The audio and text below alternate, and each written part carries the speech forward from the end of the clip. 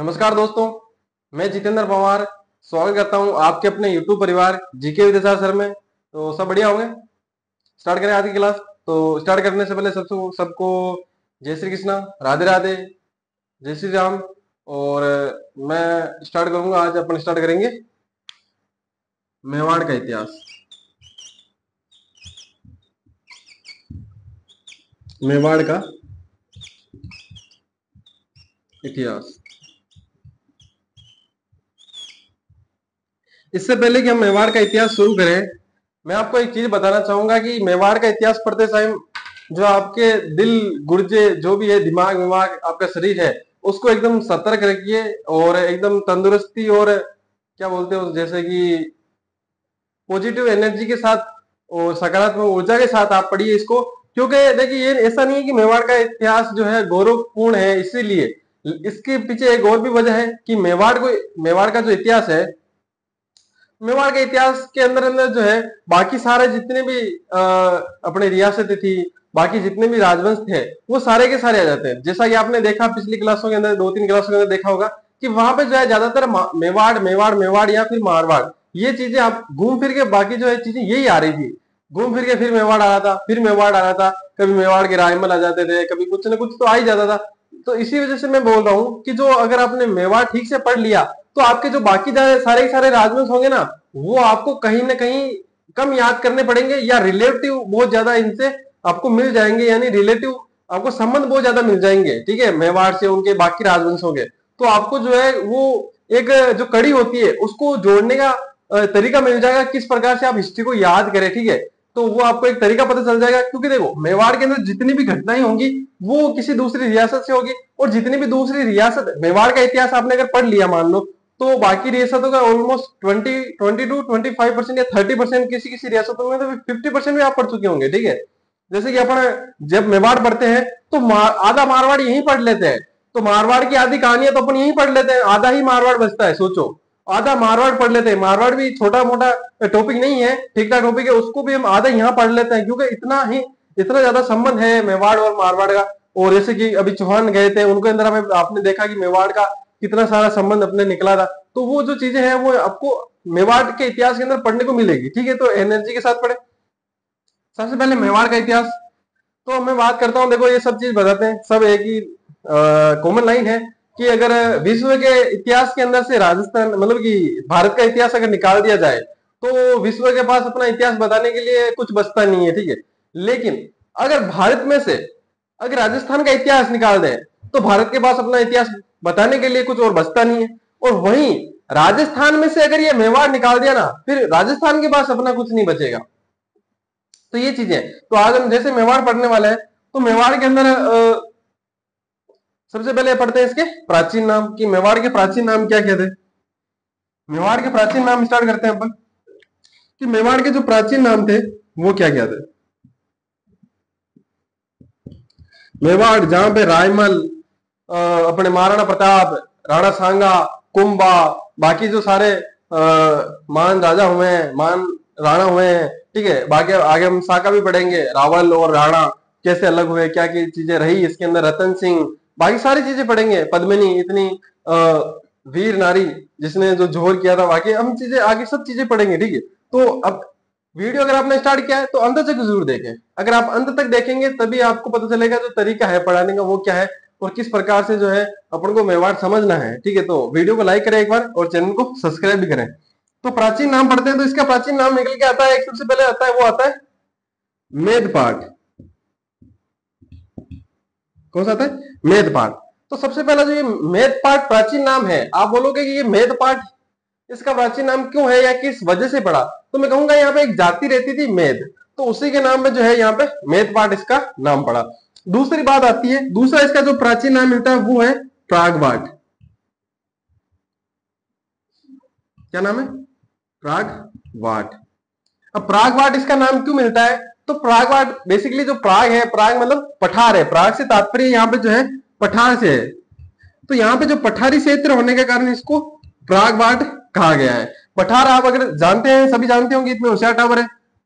पहाड़ पहाड़ और पठार के अंदर क्या फर्क होता है कि पहाड़ तो ऐसे होगा कुछ इस प्रकार से, यहाँ पे रहने लायक जगह नहीं होगी, लेकिन पठार के ऊपर जो आपको रहने के लिए स्थान मिलेगा, यानी कि वहां पे कुछ क्षेत्रफल होगा, यानी ऊपर से देखोगे तो कुछ इस प्रकार से देखने को मिल सकता है आपको, हो सकता है, जबकि आप पहाड़ देखोगे तो कुछ इस प्रकार से मिलता है, या कुछ जगह नहीं मिलती है आपको रहने के लायक। लेकिन यहाँ पे पठार पे आपको पूरा गांव बसा होता है कई बार, जैसे कि चित्तौड़ का किला है एक पठार के ऊपर है, जैसे कि तारागढ़ अपना अजमेर वहां है तो वहां पे वो एक पठार के ऊपर है। बाकी सारे भी पठार हम आगे पढ़ते जाएंगे जैसे जैसे अपन चलते जाएंगे। उसके बाद एक और इसका जो है प्राचीन नाम अपन को मिलता है और वो है सीवी जनपद। सीवी जनपद सभ्यताएं पढ़ेंगे हम तो उसके अंदर जनपद भी पढ़ेंगे, ठीक है। तो जनपदों के अंदर एक जनपद अपना सीवी जनपद भी आता है, और वो सीवी जनपद इसका किसका प्राचीन नाम है अपना मेवाड़ का, ठीक है। तो मेवाड़ का सीवी जनपद यहाँ पे क्या कर रहे थे, सीवी जनपद मतलब मैं बता दूं यहाँ पे सीवी लोग थे, सीवी, ठीक है, वो सीवी यहाँ पे आए थे, क्यों आए थे, क्योंकि जो अपना सीवी वाले कहाँ रहते थे पहले, अपने हरियाणा के आसपास, ठीक है, जो उत्तरी राजस्थान है वहां पे रहा करते थे। लेकिन जैसे जैसे विदेशियों का आक्रमण होते रहे, ये नीचे नीचे नीचे नीचे आते रहे, और उनको क्या है, देखो सीवी क्या थे, सीवियों के पास एक खासियत थी कि वो खेती में माहिर थे भाई, वो उनका जो कार्य था मेनली, उनका कार्य क्या था, खेती, वो खेती पे निर्भर रहते थे। और खेती के लिए जो मैं कहूंगा अनुकूल जगह है राजस्थान में कहीं है, तो वो इधर वाली है मालवा के आसपास, मालवा अपना जो चित्तौड़ है, जैसे मेवाड़ हो गया, तो ये जो जगह पड़ती है उसके अंदर ये इनको क्या है, यहाँ पे खेती के अनुकूल जगह मिली, तो ये यहीं पे आके बस गए, और यहाँ पे आने के बाद इसको क्या कहा, सीवी जनपद कहा गया। इसके बाद जो हम स्टार्ट करेंगे उत्पत्ति, तब तक ये तीन नाम लिख लो अपने, क्या क्या लिखना है आपको, प्राचीन मेवाड़ का इतिहास हेडिंग डाल लो, प्राचीन नामों में ये तीनों नाम लिख लो। उसके बाद स्टार्ट करते हैं इनकी उत्पत्ति किस प्रकार से हुई। अब मेवाड़ पढ़ रहे हैं तो यहाँ पे एक और लाइन लिख लेना नीचे कि मेवाड़ में गुहिल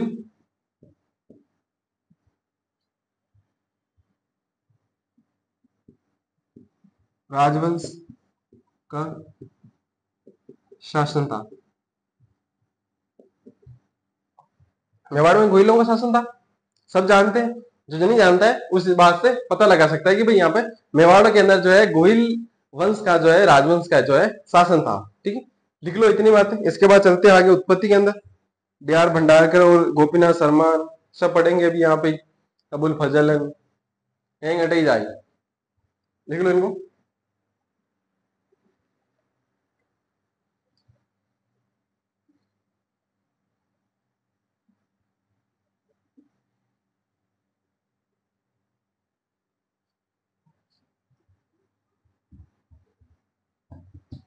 लिख लिया होगा, तीन नाम लिखने थे बस, बाकी ये जो नीचे लिखा हुआ है कि मेवाड़ में गोहिल राजवंश का शासन था। इसके बाद में हम पढ़ेंगे कि उत्पत्ति, जैसे हमने चौहानों में पढ़ी थी उसी प्रकार से यहाँ पे भी हम उत्पत्ति पढ़ेंगे कि जो गोहिल वंश है, जो मेवाड़ है, मेवाड़ के अंदर गोहिल वंश की उत्पत्ति कहाँ से हुई, कि कौन कौन लोग जो है किस प्रकार का मत देते हैं इनके बारे में, तो वो हम चीज पढ़ेंगे यहाँ पे। तो हेडिंग डालो उत्पत्ति, हेडिंग डालो उत्पत्ति, डालिए नहीं, पेन वेन सब नीचे रख दो। तो अब यहाँ पे जो है तीन राइटर आते हैं, तीन राइटरों का नाम लिखूं मैं अगर, तो पहले राइटर आते हैं यहाँ पे डी आर भंडारकर, दूसरे आते हैं गोपीनाथ शर्मा, तथा तीसरे आते हैं दशरथ शर्मा। ये जो तीन इतिहासकार है या ऐसे कहूं मैं राइटर हैं तीनों की तीनों, तो इन्होंने क्या लिखा है कि इन्होंने क्या बताया है गोहिलों के बारे में। तो ये कहते हैं कि ये जो अपने गोहिल थे वो क्या थे, ब्राह्मण है। कौन, ये बात कौन कहता है, डी आर भंडारकर, गोपीनाथ शर्मा, और जो अपने दशरथ शर्मा है, डॉक्टर दशरथ शर्मा है, वो क्या कहते हैं कि जो अपने गोहिल थे वो क्या थे, ब्राह्मण थे, इनकी उत्पत्ति जो है ब्राह्मण से हो रखी है। कहावत है कि गोडा मुड़े तो मुंडा का नहीं मुड़े, ये कहावत है। तो वही बात है भाई साहब, ब्राह्मण ब्राह्मण ब्राह्मण, दशरथ शर्मा ने उधर भी किसको कहा, इधर क्या कह दिया था, ब्राह्मण कह दिया था चौहानों को भी, और इधर भी जो है गुहिलों को भी क्या कह दिया, ब्राह्मण से उत्पत्ति बता दी इनकी भी। कहा तो सही है ना, अगर नहीं सही हो तो एडिट कर देना, अपना मारवाड़ी आदमी है, ठीक है। तो उसके बाद में क्या कहा है इन्होंने कि डी आर भंडारकर, गोपीनाथ शर्मा तथा दशरथ शर्मा गुहिलों की उत्पत्ति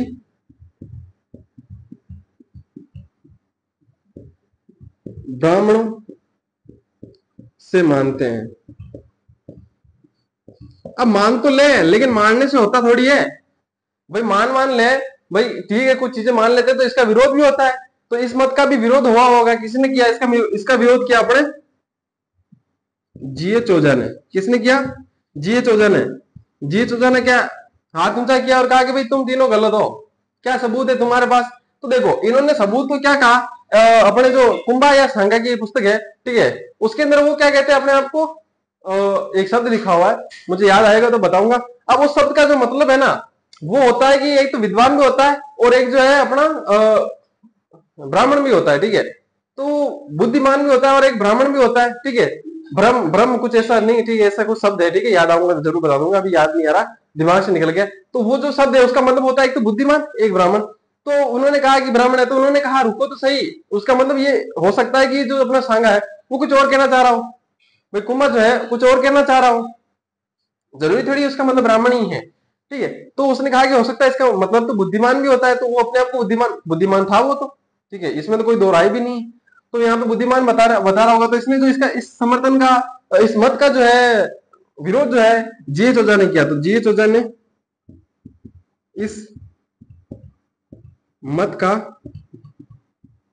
विरोध किया। अच्छा, जो जीएच ओझा है इन्होंने चौहानों के अंदर किसका अपने विरोध किया था? वो था विदेशियों से उत्पत्ति।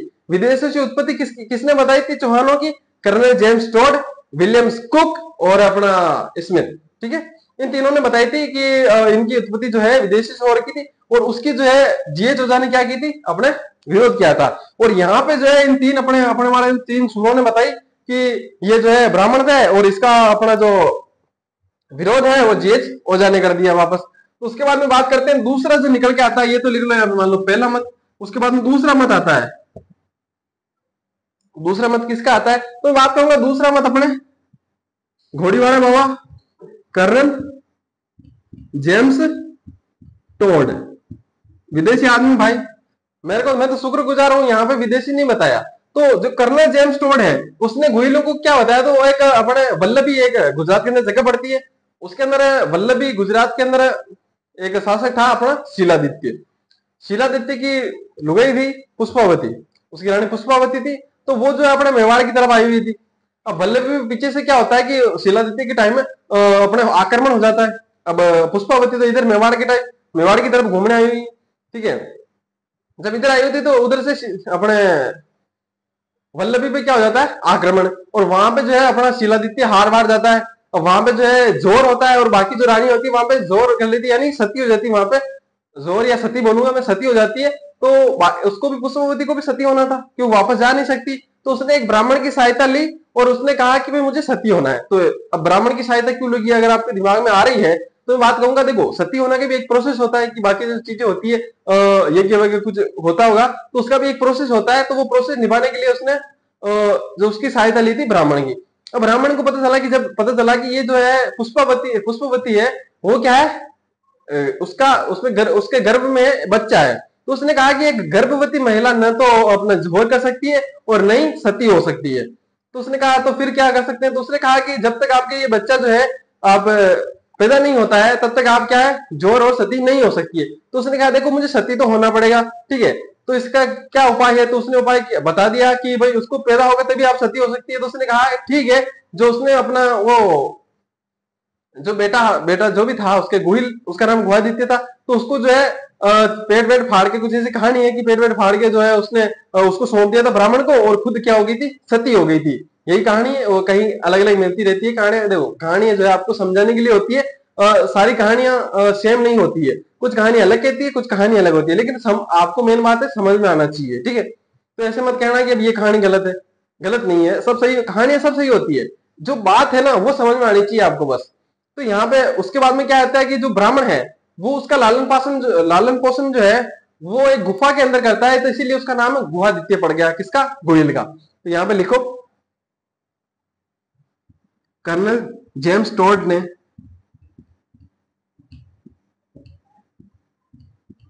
गोइलों की उत्पत्ति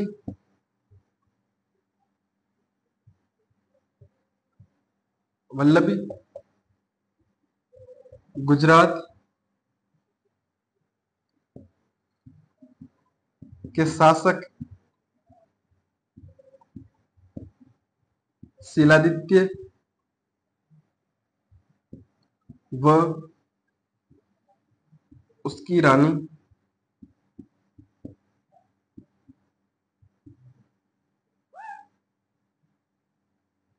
पुष्पावती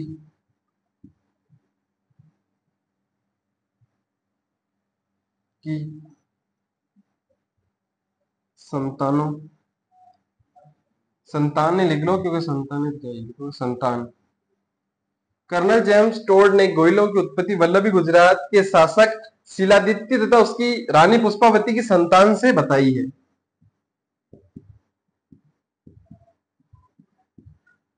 आगे कहानी समझ में इतनी बात क्लियर है? आगे बढ़े तो अब आगे बढ़ते हैं, तो एक अपना एक और राइटर आता है।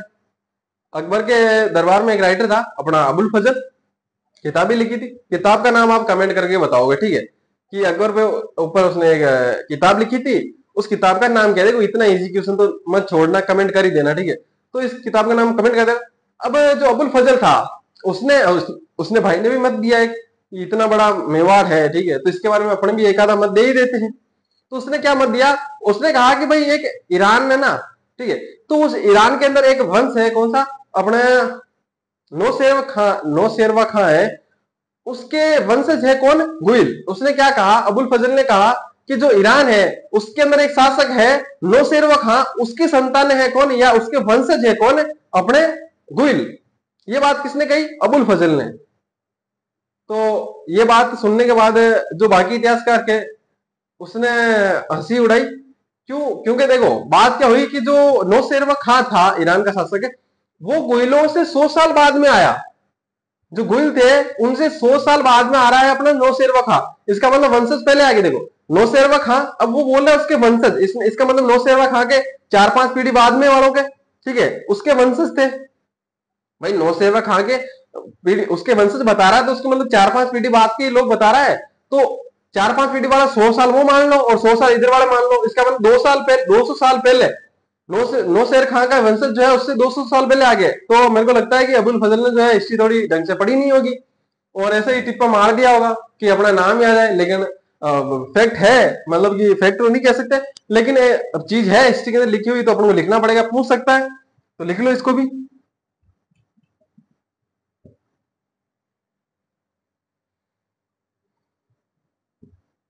अबुल फजल ने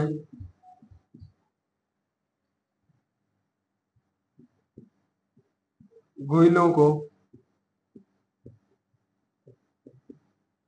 ईरान के शासक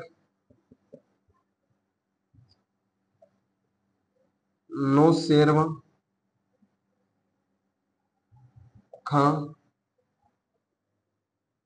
खां के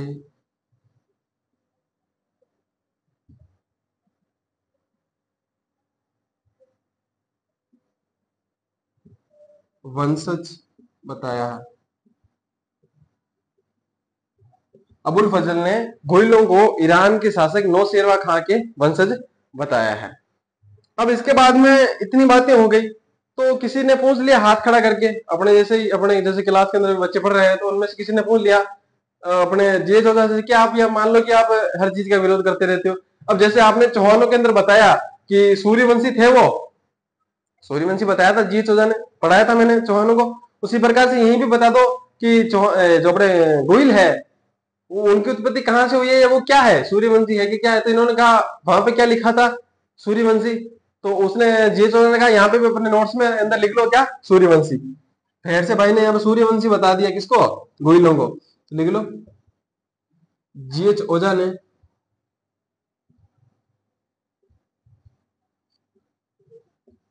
गोइलों को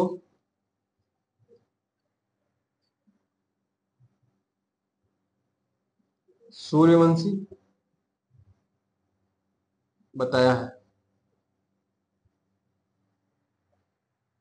सेम टू सेम।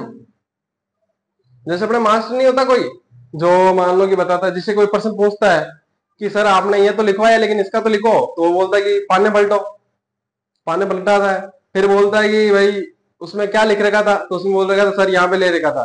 फिर कहता है फिर आओ अपने टॉपिक पे आते हैं, वहीं पे भी यही लिख लो। वही बात हो गई।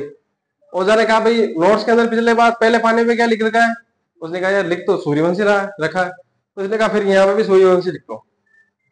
आधार वाधार माना होगा, ऐसे नहीं अपने वाला। ओझा जो अपने जीएच ओझा है वो थोड़ी फैक्ट बात करते थे, तो इनकी बातें जो भी जितनी भी बातें थी वो थोड़ी फैक्टुअल लगती है, मतलब नया शब्द बन गया फैक्टुअल, मतलब कि जो तथ्य के अनुसार लगती है, उसके ऊपर तथ्य लगता है, कोई कोई तथ्य बताते हैं और वो तथ्य सही भी लगता है।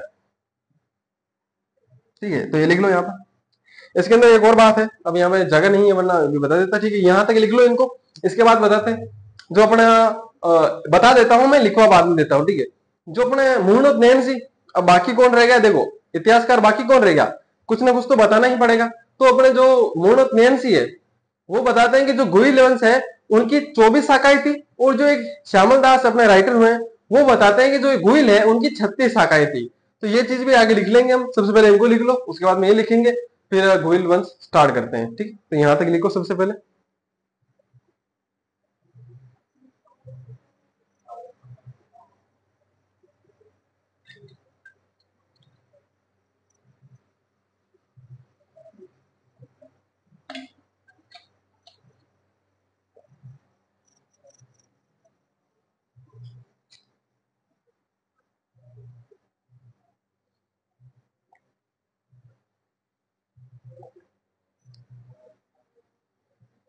लिख लो, इतना टाइम थोड़ी लगते हैं। अच्छा देखो, अगर याद करें तो कैसे करेंगे इनको। अब याद करने में तो क्या, देखो मैंने बता रखा है कैसे याद करना है। सबसे पहले आपको करना क्या है, सबसे पहले जैसे कि अपन ने मेवाड़ स्टार्ट किया, ठीक है, अभी मैं पढ़ा रहा हूं आपको, सबसे पहले आपको जब तक लिखने को ना कहा जाए तब तक लिखे नहीं।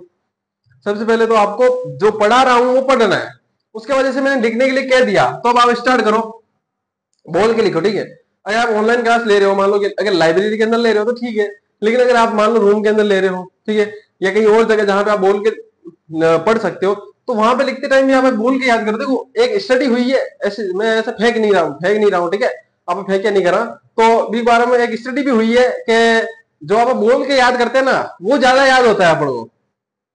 अब अपने पास में जो कोई छोर उबो रहे कोई छोरी उभी रहे तो अपन लगे बेइज्जती है रही है, लेकिन बेइज्जती इतनी छो होती, अगर बेइज्जती होने से, वो तो सुल्तान वाली बात थी ना, सुल्तान के पापा ने एक बात कही थी, सुल्तान मूवी देख रखी आपने, तो उसने कहा कि कभी कभी इज्जत कमाने के लिए बेइज्जती, या कुछ ऐसा था, ठीक है, कभी कभी इज्जत कमाने के लिए बेइज्जती करानी भी बहुत जरूरी होती है।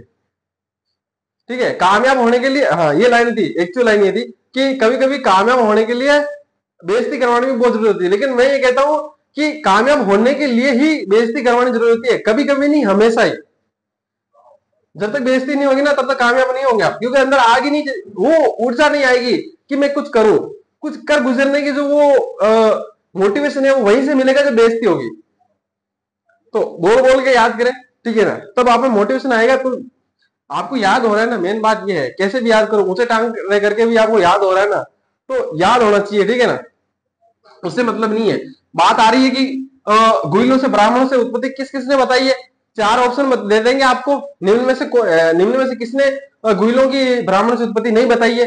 चार ऑप्शन दे दिए, तीन में से ये आ गया, चौथा आ गया, ठीक है, कैसे बताओगे। तो देखो सबसे पहले तो शर्मा शर्मा आपने आ रखे हैं, तो बहुत ज्यादा चांस है कि शर्मा ने तो बताई होगी, शर्मा ही।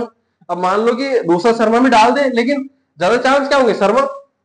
ठीक है, तो यहाँ पे डी आर भंडारकर, गोपीनाथ शर्मा, दशरथ शर्मा ने क्या बताया अपने नाम। देखो अब तीसरा शर्मा आ जाए, मान लो तीसरे रोहित शर्मा को याद नहीं रखना यहाँ पे, अगर मान लो तीसरे ऑप्शन में रोहित शर्मा आता है तो वो अपने नहीं, ऐसी हरकतें नहीं करता वो। ठीक है, तो बात करूंगी डॉक्टर भंडारकर, गोपीनाथ शर्मा, दशरथ शर्मा गुइलों की उत्पत्ति ब्राह्मण से बताते हैं। ठीक है, या मानते हैं या बताते हैं एक ही चीज है। उसके बाद में बात आती है कि जीएच ओझा ने इसका विरोध कर दिया। ठीक है, याद हो गया। उसके बाद में क्या करना है कि कर्नल जेम्स स्टुअर्ट ने गुइलों की उत्पत्ति किससे बता रखी है, वल्लभी गुजरात के शासक शीलादित्य की जो अपनी रानी थी पुष्पावती उसकी संतानों से, ठीक है, संतान से। उसके बाद में बात आती है कि अबुल फजल ने गुइलों को ईरान के शासक कौन, नौशेरवा खान। अब अबुल फजल क्या है, मुसलमान है, ठीक है। अब नौशेरवा खां कौन है? वो भी मुसलमान हो गया, लगभग लगभग क्या हो ही गया होगा, ठीक है।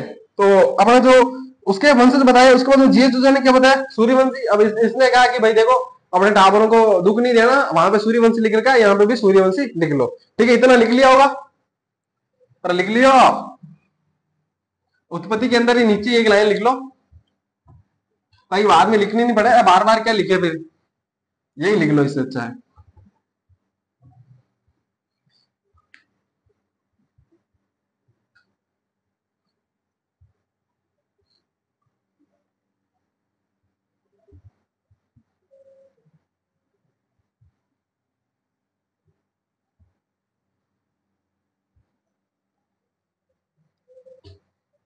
लिख लो।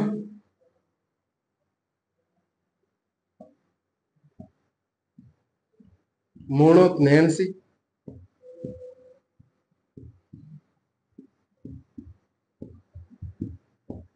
गोहिलों की 24 तथा श्यामल। इसके पीछे दास लगता है, क्या लगता है बाद में बता देंगे। श्यामल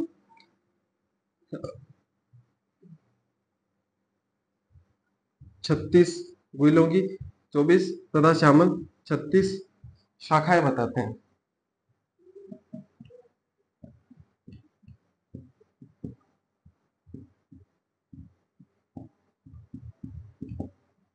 लिख लो ये बस, आगे आगे दिक्कत ना हो, इसलिए भाई कोई ना कोई पूछ ही लेगा, मुझे पता है, कोई ना कोई कमेंट करके पूछ ही लेगा कि आपने शाखा ही तो बताई नहीं, जबकि उसको देखो पूछता वही है पर्सन। देखो वही बात होगी ना, डूबता वही जिसको तैरना आता है, ठीक है। तो वो पर्सन वही पूछेगा जिसको उसका उत्तर पता होगा, लगभग लगभग 95% वही। अब 5% वही डूबते हैं जिनको तैरना नहीं आता, लेकिन 95% तो वही डूबते हैं जिनको तैरना आता है, क्योंकि जिसको तैरना नहीं आता वो उसके पास जाएगा ही क्यों, कहीं खाबा जाए बेटे, ठीक है। तो इसके आगे क्या लिखेंगे हम, स्टार्ट करते हैं, उत्पत्ति को हटाते हैं बस, निकलिए आपका उत्पत्ति। अब हेडिंग डालो, गोहिल वंश।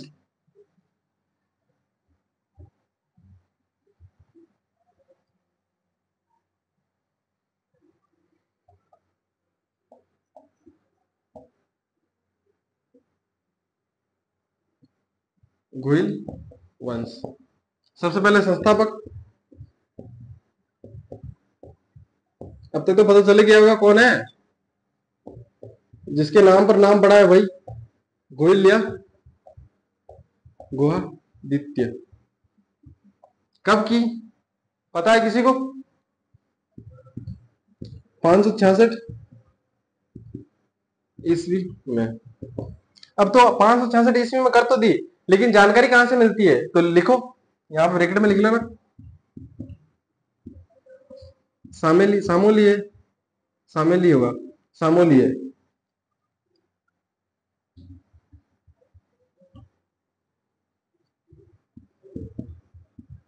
सामोली अभिलेख के आधार पर, ठीक है। अनुसार मत लिखना, ठीक है, यहाँ पे आधार पर। आधार और अनुसार में फर्क होता है, ये चीज हमेशा ध्यान रखना। कहीं भी आप जाओ ना, अनुसार दिखे और आधार दिखे तो लोग भले ही आधार और अनुसार को एक ही मान ले या बोल दे, लेकिन अगर कहीं लिखा हुआ है अगर किसी बुक के अंदर, तो आधार और अनुसार अलग अलग होते हैं, ये चीज ध्यान रखना हमेशा।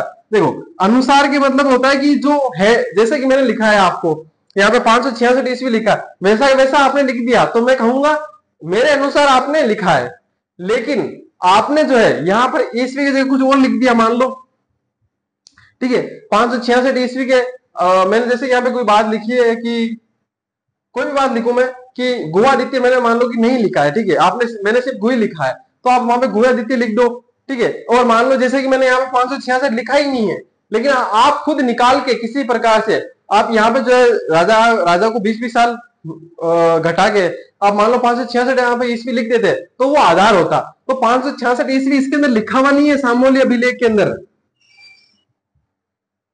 566 ईस्वी लिखा नहीं हुआ है। आगे बताऊंगा ये कहानी सारी की सारी, ठीक है। अभी सारी कहानी अभी रिवील कर दी तो आगे क्या बचेगा, ठीक है। तो इसके आधार पर किसे, तो यहाँ पे इसके बाद में एक और बात आती है अपने अपने गोइल के बारे में, क्या गुइल के समय चांदी के सिक्के चलते थे। कौन से सिक्के? जो अपना गुइल था ना, भाई के टाइम चांदी के सिक्के चलते थे। छोटा मोटा शासक मत समझ लिए भाई को, ठीक है। इसके बाद में आते हैं अपने बापा रावल। बापा रावल लिखो इसको, इसके बाद में चलते हैं बापा रावल के पास।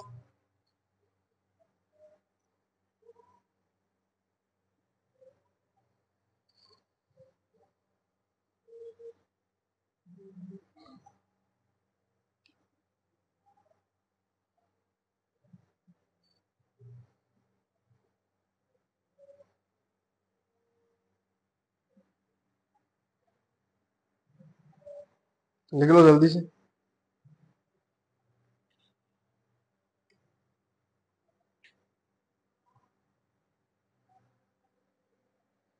अब इसके अंदर क्या याद रखना है? गोइल वंश है, स्थापना किसने की? अपने गोइल ने।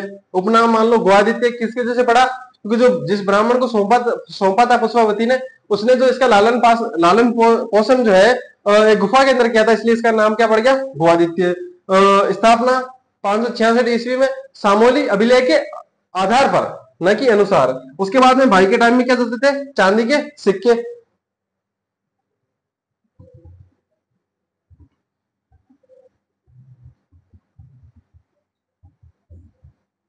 हेडिंग डालो, अप्पर रावल।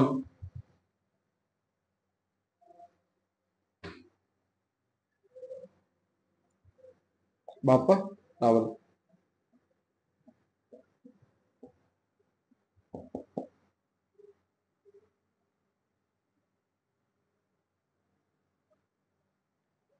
बप्पा बप्पा नहीं है, वो बापा है, ठीक है।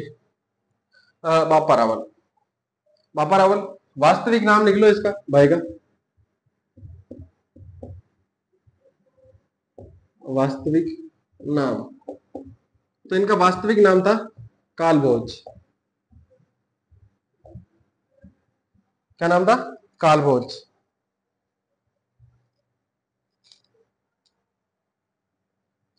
बापा रावल, वास्तविक नाम कालभोज। और आगे कहानी बताते हैं अपने बापा रावल की। जो बापा रावल थे वो अपने क्या, अपने जो गुल थे मेवाड़ के अंदर अपने, तो वहां पे क्या है, एक ऋषि थे, हारित ऋषि। अब जो बापा रावल जी थे अपने क्या, बढ़िया ऋषि की, अपने अपने जो हारित ऋषि थे उनकी क्या चलाते थे? गाय चलाते थे। गाय चलाते खूब सेवा की हारित ऋषि की, तो हारित ऋषि ने भी आशीर्वाद दिया कि जा बेटा, बहुत अपने मतलब की मौके में खुश हुआ। हारित ऋषि, हम मेरा नाम हारित ऋषि है, और मैं तुम्हें जो है आशीर्वाद देता हूँ कि जो तुम है एक दिन राजा बनोगे। भाई ने भले सीरियस लिया ना लो, लेकिन अपने राजा तो बन गया। तो लिख लो, हारित ऋषि के आशीर्वाद से राजा बने। हारित ऋषि के आशीर्वाद से राजा बने। अब राजा तो बन गया भाई, तो राजधानी भी चाहिए।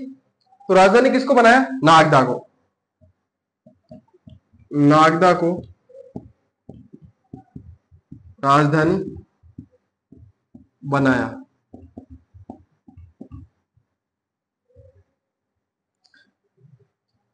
राजधानी भी बना दिया। तो जो अपना बप्पा रावल थे, उन्होंने एक मंदिर बनवाया था, एकलिंग नाथ जी का, ठीक है। एकलिंग नाथ जी का मंदिर बनवाया था, कहां पे? नागदा के अंदर।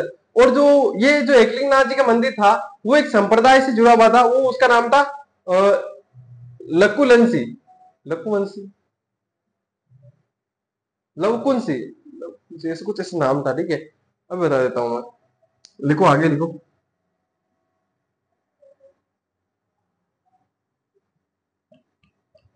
नागदा में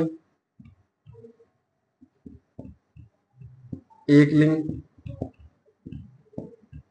नाथ जी का मंदिर बनवाया।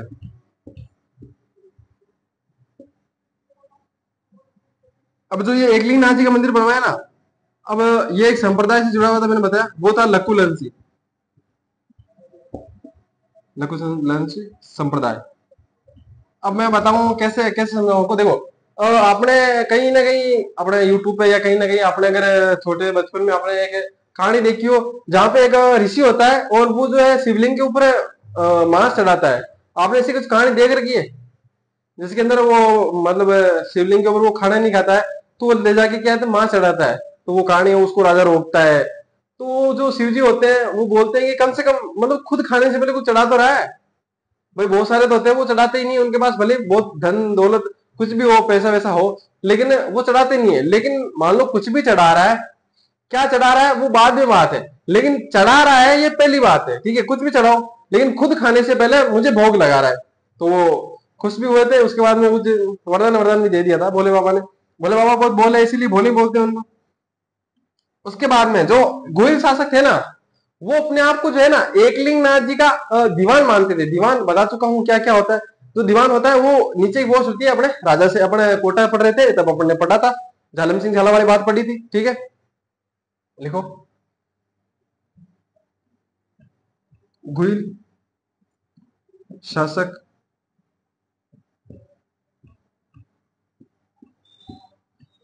गोहिल शासक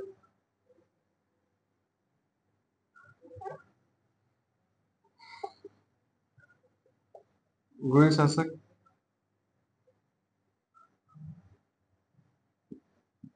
खुद को या स्वयं को, एक गोहिल शासक स्वयं को एकलिंग नाथ जी का दीवान मानते थे कि भाई हम तो क्या है इनके दीवान है। और वही बात जो चौहानों में बताई थी मैंने अपने गुहक के टाइम में। ठीक है प्रथम स्वतंत्र चौहान शासक था। तो अपन मान लो कि सुबह उठे हैं और सुबह से कहते हैं कि आज से अपना ही राज है यहाँ पे, कोई दो आके कान के नीचे न लगाए। तो भाई साहब कहना पड़ता है कि भाई हम तो दीवान है, राजा कौन है एकलिंग नाथ जी, हम क्या है दीवान। जो शासन पे कौन गद्दी पे विराजमान कौन है एकलिंग नाथ जी, और सब हम उनका जो है सिर्फ साम्राज्य संभाल रहे हैं। ठीक है वो गो वाली बात बताई थी सपने वाली। ठीक है यहां तक लिख लो, इससे आगे बात करते हैं। तो इसके आगे एक और बात आती है गजनी। गजनी का एक शासक था सलीम। वो सलीम जो है यहाँ पे मेवाड़ के आसपास जो है विदेशी था। वो विदेशी आक्रमण पढ़े होगा आपने, मैंने बताया था प्रथम सफल विदेशी आक्रमण कब था ये कमेंट कर देना। ठीक है वो अबुल फजल की किताब के साथ साथ ये भी। ठीक है तो जो अपना कहा थे अपन सलीम के ऊपर, जो अपना गजनी थी, गजनी गजनी था, वो गजनी के एक शासक था सलीम। तो सलीम ने क्या है यहाँ पे एक आक्रमण किया था। उस आक्रमण का सामना किसने किया था अपने बापा रावल ने। और बापा रावल ने सामना तो किया, ठीक है उसने आक्रमण किया। अब क्या वो अब युद्ध में भारी पड़ गया अपने बापा रावल। बापा रावल भारी पड़ते हैं क्या अपने सलीम लेके चपले लेके फरार। लेकिन बापा रावल ने पीछा छोड़ा नहीं अपने सलीम का, ले गया ठेठ गजनी। गजनी ले जाके वहां पे हरा दिया और वहां पे जो अपना एक भांजा था इसका उसको क्या बना दिया वहां का शासक बना दिया। शासक भांजे के नाम को मिलता नहीं है तो लिखना भी नहीं है, बस इतना याद रखना है कि उसको उसके भांजे को जो है वहां का शासक बनाया था। लिखो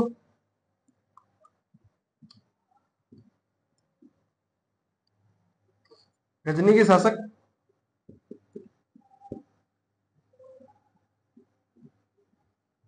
गजनी के शासक सलीम को हराकर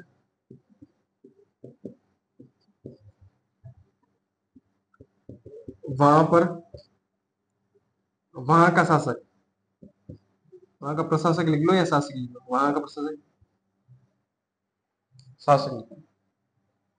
वहां का शासक अपने भांजे को नियुक्त किया।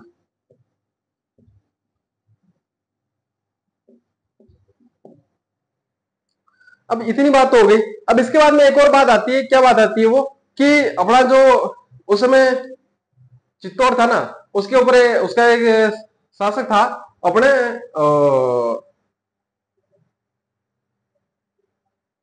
ठीक है बाद में लिखते हैं ये बात, पहले ये लिख लो। वहां का शासक था, अभी याद आता है मैं बताता हूँ, कहानी सब कुछ बताता हूँ सारी सारी। लिख लो ये, यहां तक लिख लो अपना बापा रावल हेडिंग डालो। वास्तविक नाम कालभोज, हारित ऋषि के आशीर्वाद से राजा बने, नागदा को अपनी राजधानी बनाया और नागदा में एकलिंग नाथ जी का मंदिर बनवाया। गुहिल शासक खुद को क्या मानते थे एकलिंग नाथ जी का दीवान मानते थे और गजनी के शासक सलीम को हराया, और वहां पे जो है वहां का शासक किसको नियुक्त किया, अपने भांजे को। और जो ये एकलिंगनाथ जी का मंदिर बनवाया था वो लकुलंसी संप्रदाय का था, ये भी याद रखना है, लिख लो।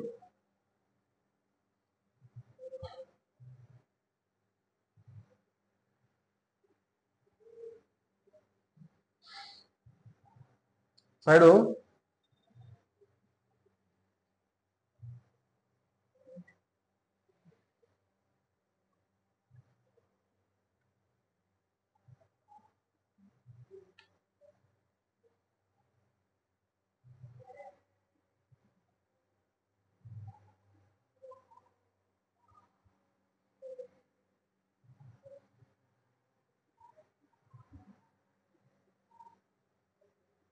पास में भजन वजन सुनाई दे रहे हैं, जरूरी है।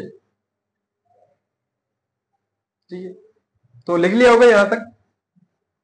टाइम कम लिया करो, एक तो यहाँ से हटा दो, वापर आवल के आगे लिखा दूंगा।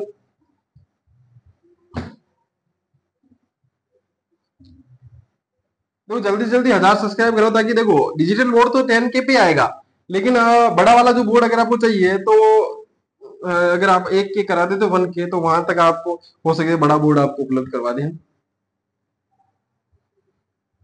मतलब ऐसा नहीं कि आपके वहां हम डिलीवर करवाएंगे, यहाँ पढ़ाएंगे हम, ठीक है। तो फिर मत बोलना कि 1K हो गए हमारे, तो डिजिटल बोर्ड बोर्ड जो है वो डिजिटल बोर्ड क्या है, बड़ा वाला बोर्ड पहुंचा ही नहीं।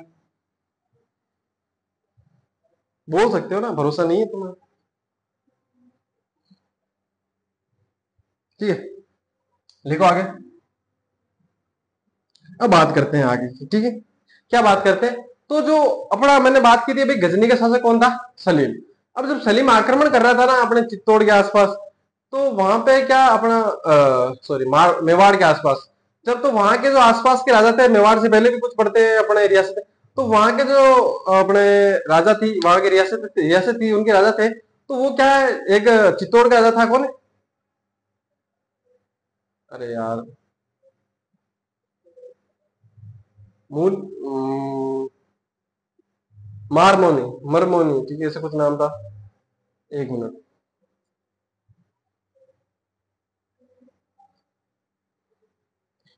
ठीक है, कौन है, मानमोरी, ठीक है, कौन था, मानमोरी था, सॉरी, ठीक है। असुविधा के लिए हमें खेद है, तो हम बात करेंगे कि वहां का शासक था एक मानमोरी। कहाँ का शासक था, चित्तौड़ का। चित्तौड़ का शासक कौन था, मानमोरी। अब ये जो सारे मिलके जो भेड़े होके गए चित्तौड़ के, चित्तौड़ बड़ी रियासत थी, तो चित्तौड़ के पास गए, चित्तौड़ के पास गए, अपने मानमोरी के पास गए, बाकी जो राजा थे, कि भाई सलीम आक्रमण कर रहा है, तो आप हमारी सहायता करो और सलीम से आप लड़ाई करो। तो जो अपना मानमोरी था, उसने क्या किया, मना कर दिया कि भाई देखो मैं लड़ाई नहीं करने वाला। फिर जो है बापा रावल ने उसका सामना किया था, उसको हरा भी दिया, और वहां पे जो है अपने भांजे को नियुक्त किया था वहां का शासक। तो जो बाकी राजा थे वो कहा गए बापा रावल के पास, कि वहां का शासक था चित्तौड़ का, हम उसके पास गए थे, उसने हमारी सहायता नहीं की, आपने हमारी सहायता की, मान लो सहायता उसने बिना बताए सहायता कर दी, मान लो, ठीक है। आपने सलीम को हराया है, तो हम आपको आपको ही राजा मानते हैं, मान लो आपको ही हमारा जो है प्रमुख मानते हैं या नेता मानते हैं। तो उसने कहा जब तुम नेता मेरे को मानते हो, राजा मेरे को मानते हो, तो चित्तौड़ के ऊपर मानमोरी क्या कर रहा है, तो यहाँ पे क्या किया इसने, मानमोरी को हराया। तो लिखो यहाँ पे कब हराया, तो लिख लेना 734 ईस्वी में, लिखो 734 ईस्वी में।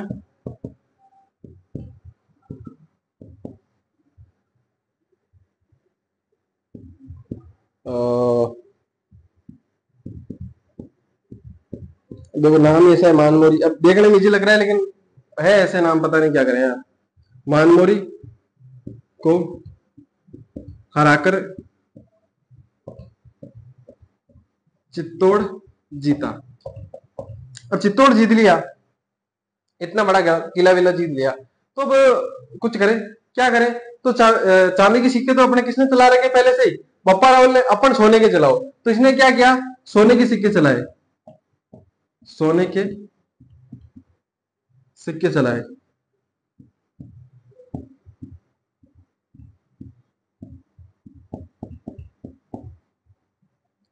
मैं कहता हूं कि जिस टाइम जो है मौज करने की टाइम होती है, मौज करा करो।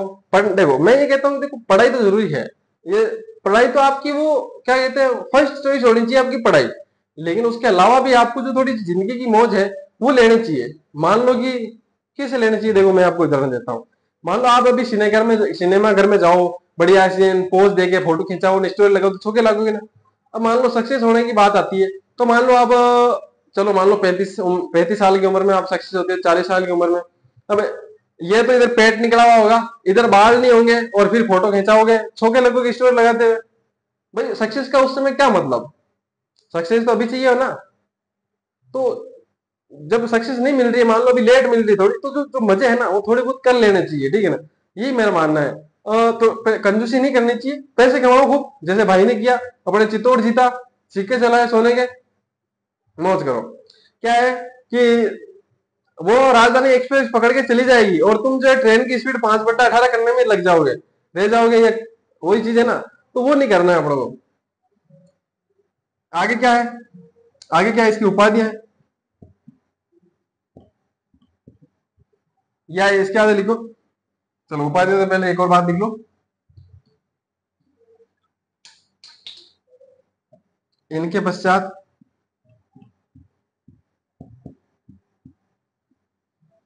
इनका बेटा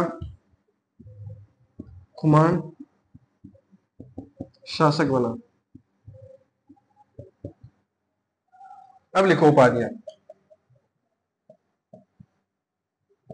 पहली उपाधि आती है इनकी हिंदू सूरज। इन्होंने कहा भी मैं हिंदू सूरज हूं, मैं तुम्हारा हिंदू सूरज हूं, अगर मैं नहीं होता ना तो तुम्हारा तो अस्तित्व ही नहीं होता। हिंदुओं को कहा, बाकी राजाओं को, भाई मैं तुम्हारा हिंदू सूरज हूं, अगर मैं नहीं होता ना तो तुम्हारे अंधेरा अंधेरा होता। तो इनकी पहली उपाधि आती है हिंदू सूरज। सही भी बात है, भाई साहब सलीम को नहीं धोता तो हो सकता है सलीम अपने वालों को धो देता। सही है ना। उसके बाद में आती है एक और उपाधि निकल के आती है इसकी, चकवे। अब चकवे का मतलब होता है चक्रवर्ती सम्राट। था चक्रवर्ती सम्राट, चक्रवर्ती सम्राट। उसके बाद में आती है एक राजगुरु।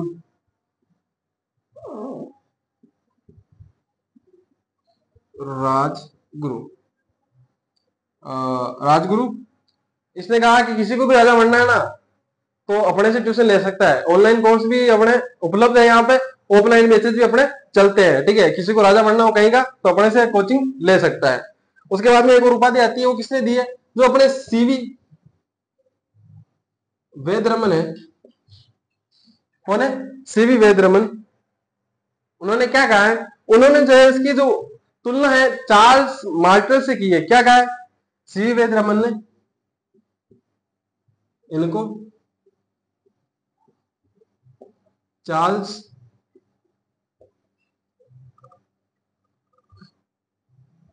मार्टल के समान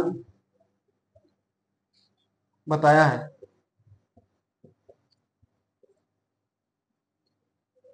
रमन नहीं है, सीवी वेद ही लिखो सिर्फ।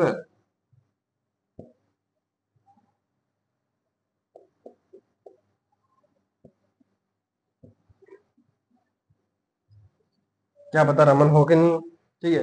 कल को कमेंट कर दो कि रमन तो है ही नहीं, आपने ऐसे लिखा था, तो सीवी वेद लिखो डायरेक्ट। सीवी वेद जो है, अब देखो, अब ये जो चार्ल्स मार्टल है वो कौन था? अगर मैं बात करूं चार्ल्स मार्टल की, जो अपना चार्ल्स मार्टल है ना, यूरोप का शासक, यूरोप जो यूरोप जगह है वहां पे क्या है, मुस्लिम आक्रमणकारी थे, उनको इसने रोका था और वहां पे जो उनके आक्रमण को विफल कर दिया था। तो यहाँ पे भी जो बप्पर अव्वल है उसने भी सेम काम किया। सलीम विदेशी आक्रमण था, उसको रोका, मुस्लिम आक्रमण के कार्यों को भारत में आने से, मतलब कि राजस्थान में आने से रोक दिया एक तरह से, और वापस भी भेज दिया, हरा भी दिया। तो इसने जो सीवी वेद है, उन्होंने जो है बप्पर अव्वल की तुलना किससे की है? चार्ल्स मार्टल से, ठीक है। और एक और चीज, महत्वपूर्ण चीज यहाँ पे लिख लेना, इनके नाम पर पाकिस्तान में एक जगह का नाम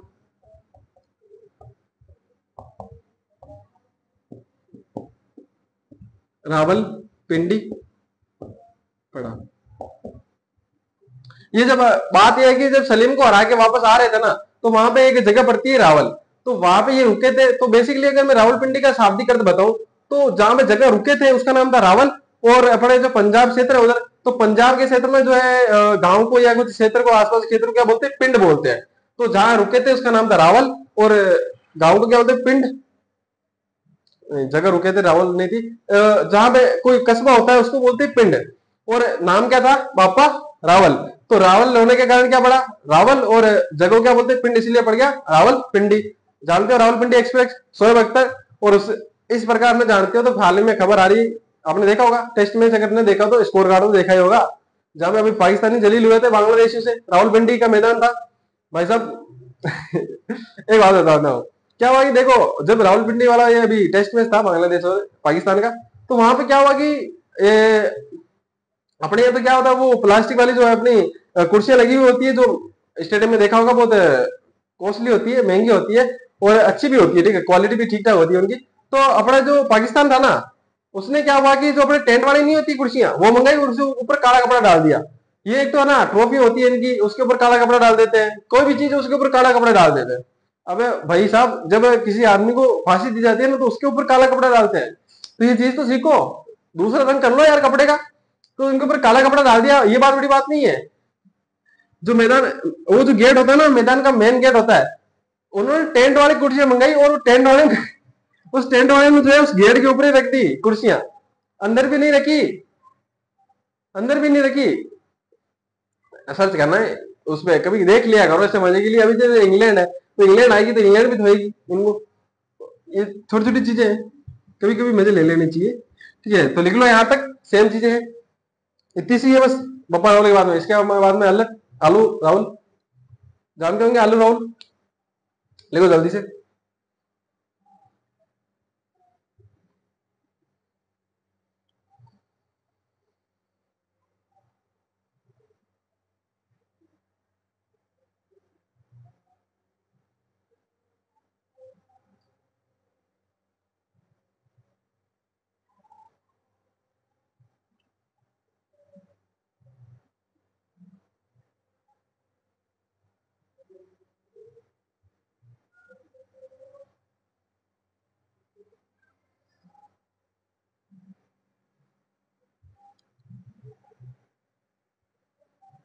लिख लिया होगा। अब अगला आता है अपना अल्लड, हेडिंग डालो अल्लड। देखो मेन मेन राजा उनको पढ़ेंगे अब, जैसे कि आपने देखा हो, यहाँ पे मैंने लिखा है कि इनके बाद जो अगला शासक कौन बना, खुमान। तो खुमान की ऐसी कुछ खास बातें मिलती ही नहीं, तो क्यों पढ़े उनको भाई, जब एग्जाम में पर्सन ही नहीं आ रहा, कि जिस दिन पर्सन आएगा उस दिन से पढ़ना शुरू कर देते हैं।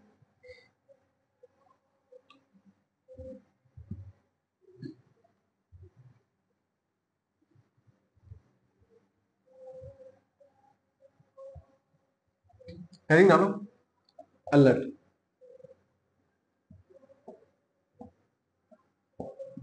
इनको आलू राहुल भी कहते थे, अब इसका पता नहीं है क्यों कहते थे, ठीक है। तो इनके बारे में एक जानकारी आती है कि नागदा को राजधानी किसने बनाया था, बापा रावल ने। इन्होंने जो है राजधानी तो नहीं बनाया, मैं नहीं कहूँ राजधानी तो नहीं कहूंगा, लेकिन उप राजधानी बनाया किसको, आहड़ को। तो लिखो आहड़ को उप राजधानी बनाया। अब मैं ये कह सकूं ना कि मतलब कि उस समय जो चित्तौड़ था, अपने चित्तौड़ मेवाड़ की जो मतलब मेवाड़ चित्तौड़ था, तो उसके क्या है कि सीमाएं बढ़ गई होगी, उसका जो क्षेत्र है वो बढ़ गया होगा। मान लो पहले इतना था, अब इतना बढ़ गया होगा, तो एक जगह से छोटी जगह से कंट्रोल करना थोड़ा सा भारी पड़ रहा होगा, ठीक है, दिक्कत हो रही होगी। तो एक उपराजधानी बना दी होगी इन्होंने, आहड़। क्या बना दी, आहड़ एक जो है उपराजधानी बना दी इन्होंने, और वहां से जो है कंट्रोल करने की कोशिश की, या मतलब किया, ठीक है, एक ही बात है। उसके अलावा क्या किया इन्होंने, नौकरशाही की शुरुआत की, नौकरशाही की शुरुआत की।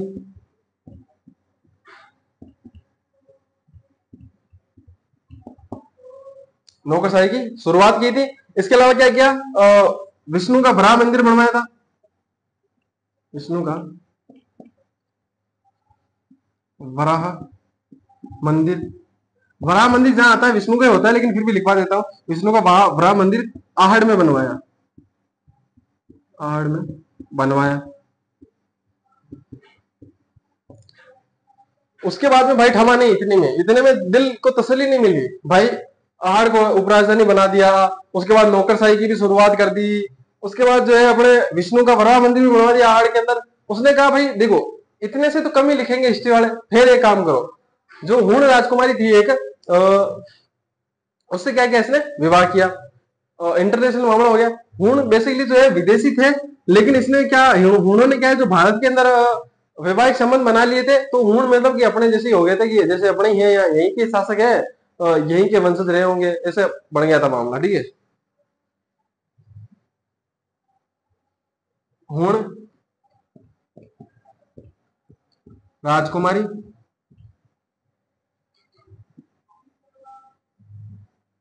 हीरादे से विवाह किया,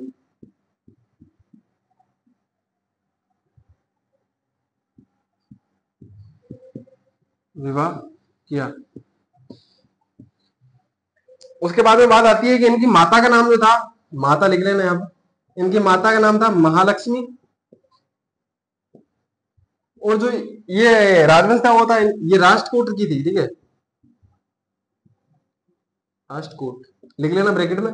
और इनके पुत्र का नाम था अपने नरवाहन, बस इतनी सी चीज लिख लो। इसके बीच में बाद में अपना आता है एक शक्ति कुमार, फिल्मों वाला नहीं, यह वाला शक्ति कुमार। परमार शासक था मुंज परमार, उसने उसको हरा दिया था, आड़ को नष्ट कर दिया था। ये चीजें जो है हम कल पढ़ेंगे, सही रहेगा ना, अभी पढ़ेंगे तो देखो टाइम भी हो गया, मेरे साथ देख लेते हैं एक बार।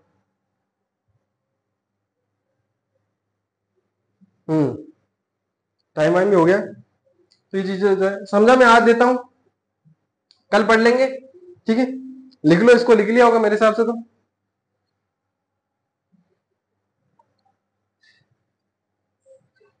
लिख लिया होगा। बढ़ते आगे।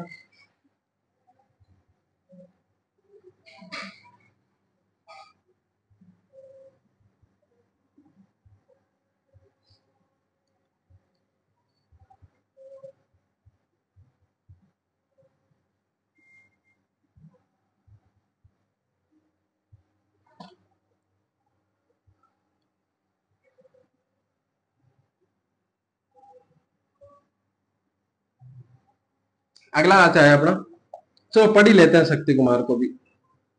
शक्ति कुमार, शक्ति कुमार, तो शक्ति कुमार जो है एक अपना मालवा, मालवा पड़ता था उसके आसपास में, अपने मेवाड़ चित्तौड़ के आसपास। तो वहां पे क्या है कि एक राजा था, परमार राजा, मुंज परमार। तो मुंज परमार ने जो है यहाँ पे आक्रमण किया था, किसके समय, शक्ति कुमार के समय। और जो यहाँ पे आहड़ थी, आहड़ को बिल्कुल मतलब आक्रमण नहीं किया, आहड़ को नष्ट कर दिया। आहड़ जो जगह थी उसको नष्ट कर दिया, वहां की जितनी भी जगह थी उसको तोड़ ताड़ दिया, और जितने भी मंदिर थे, या मान लो मंदिर मंदिर को मान लो तोड़ दिया, वो बाकी जहाँ पे घर वर थे, बाकी जो जितनी भी चीजें थी उनको नष्ट कर दिया, एक तरीके से फसलें फसलें सब बर्बाद कर दी थी। तो ये चीज लिखो यहाँ पे कि मालवा के शासक मुंज परमार ने आक्रमण करके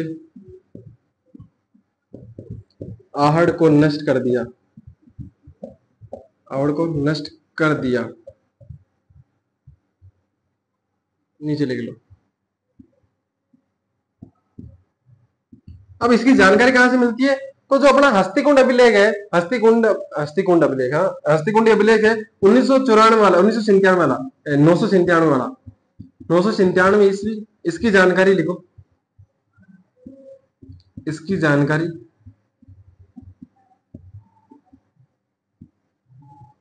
997 ईस्वी के हस्तिकुंडी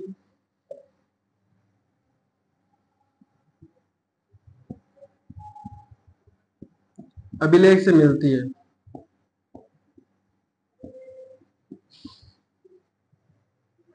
997 के हस्तिकुंडी अभिलेख से मिलती है। अब इसके टाइम जो इसका एक वंशज था, कौन है, भोज परमार। तो उस भोज परमार ने यहाँ पे एक त्रिभुवन मंदिर का निर्माण करवाया था। और बाद में जो है अपना, आपको पता है कुमारपाल चालुक्य, मैंने बात कही थी, अपने जो अर्णोराज को हराता है, वो किसको, अर्णोराज को हराता है। और अर्णोराज को हरा के जब उसने चित्तौड़ का शासन भार जो है किसको सौंप दिया था, याद करो। तो जब वापस आ रहा था तो वहां पे जो इसका नाम बदल दिया था इस मंदिर का, किसका, त्रिभुवन मंदिर का, और जो है सिद्धेश्वर कर दिया था। क्या कर दिया था, सिद्धेश्वर। लिख लो दोनों लाइन है। उसके बाद में जो अपना शक्ति कुमार भी समाप्त। लिखो, इसके साथ इसके वंशज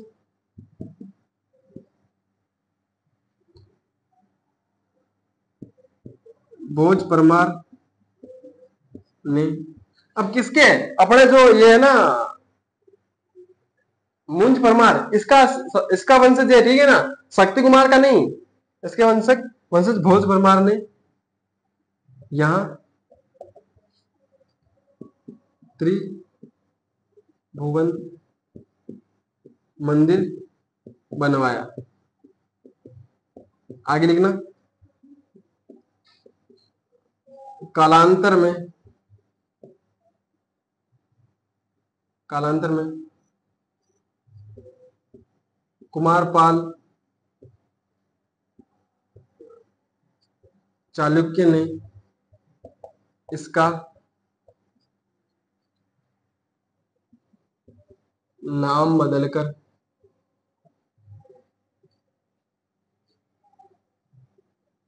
सिद्धेश्वर मंदिर कर दिया। ठीक है, इतनी चीजें लिख लेना, बाकी चीजें जो है कल पढ़ेंगे। ठीक है,